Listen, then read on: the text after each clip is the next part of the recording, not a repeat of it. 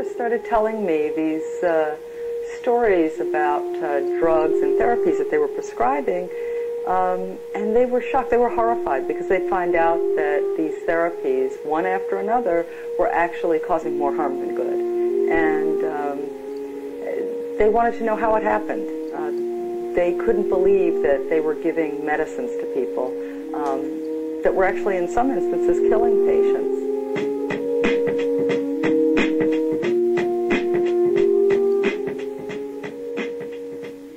In general, the main character's experience is closely based on my own experience, and I worked for the industry for about 10 years. There are over 80,000 pharmaceutical salespeople employed by the drug industry in the United States alone. My understanding is that's about 1 for every 4 doctors. Their job is to sell drugs. Their job is not to educate doctors. Their job is not to provide medical information. They have one job and one job only, to push their product, particularly against other competing products. I don't think any of us, if we decided we wanted to buy a new car, would say, well, it's really hard to go out and search and learn everything about all the new cars, so I'm going to go to the maker of a given car and ask them, is it a good car? We would understand that we really couldn't trust what that person told us, and that wouldn't be better than no information. In fact, in some ways, it would be worse than no information. Let's be honest, they're there to sell their drug. They're not there to educate doctors. They get paid, they get bonuses on how much drugs the doctor prescribes, not whether the doctor is prescribing the most appropriate drugs. So I don't think any doctor would get their information from reps if it wasn't for that the information came with free food and other sorts of perks. So if you took away all that stuff, in the 21st century, I don't think too many doctors would be getting their information from reps. Before 1980, most clinical research was funded by the National Institutes of Health. Academic researchers, quote, snubbed their noses at doing commercially funded research. When President Reagan came into office, the economy was slow, the ethos was small government, and the NIH funding of clinical studies went down dramatically. The drug companies were very happy to come in and lend a helping hand. Nothing much changed until 1991 because the studies were still being done in universities. But during the 90s, most of that research got pulled out of universities and was brought to for-profit research organizations. Now, nothing inherently unethical about that. It was more efficient and quicker for the drug companies. The problem is that gave virtual complete control over the research to the drug companies. They could design the studies. They have control of data so that many of the authors of the most important articles published in our best journals aren't even allowed to see their own data. The data are so hidden and so complex, whether it's gene therapy or whether it's the number of people who die of heart attacks while taking Vioxx. We have to rely on researchers to provide us with that evidence.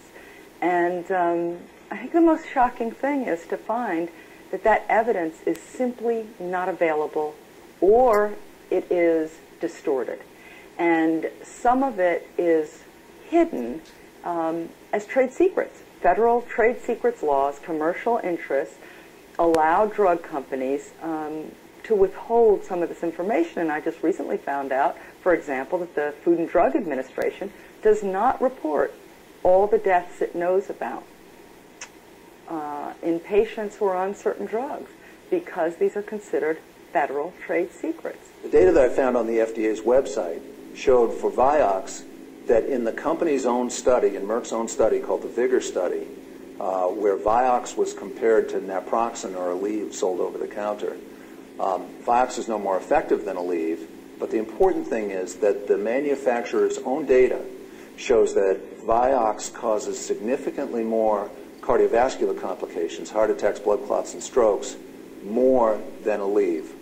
And overall, Vioxx is a more dangerous drug than Aleve. So that if I, as a family doctor, prescribed Vioxx for 100 patients in a row, within the next year there would be 2.5 serious complications because I treated those patients with Vioxx instead of Aleve.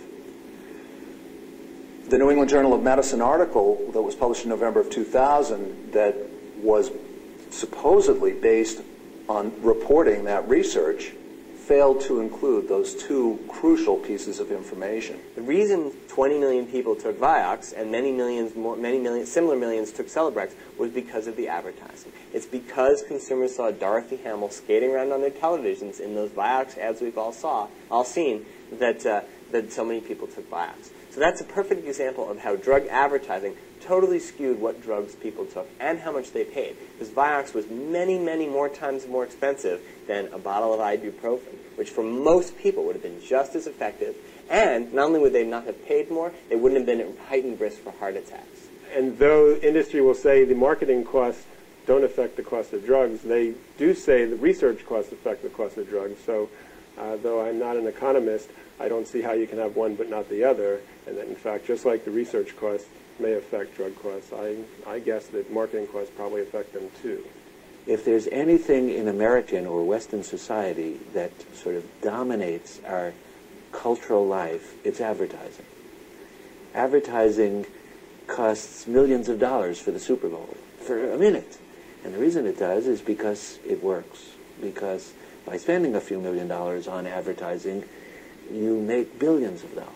And the drug industry is very good at advertising. There were many of my own patients that I could not convince that these drugs weren't better. They would come in asking for Vioxx and Celebrex, and I would say, look, I know as much about this as anyone in the country who's not working in the drug companies, and these are not better drugs. And my patients would say, well, I saw them advertised. Right now, the FDA does not require drug companies to submit television ads or any other drug ads before they air. They only have to submit them after the fact.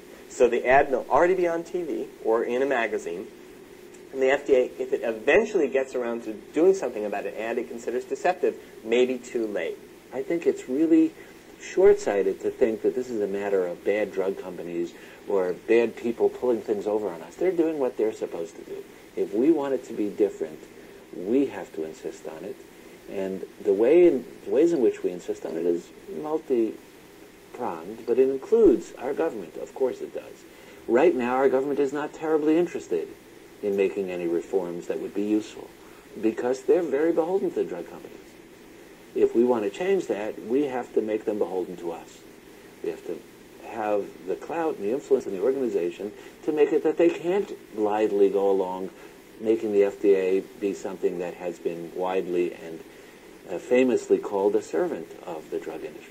We have to make it the FDA is a servant of us. I do believe that ultimately the responsibility lies with the physician who's going to write the prescriptions. And that's why I feel that one of the biggest things we can do, one of the biggest solutions we can provide here is to raise this awareness with physicians and future physicians about the tactics the industry uses to promote their drugs. Now it's a bipartisan issue to restore confidence in our medical knowledge. And unless politicians from both sides of the aisle step up to the plate, it's not going to happen. And that won't happen unless the public demands that their politicians do so.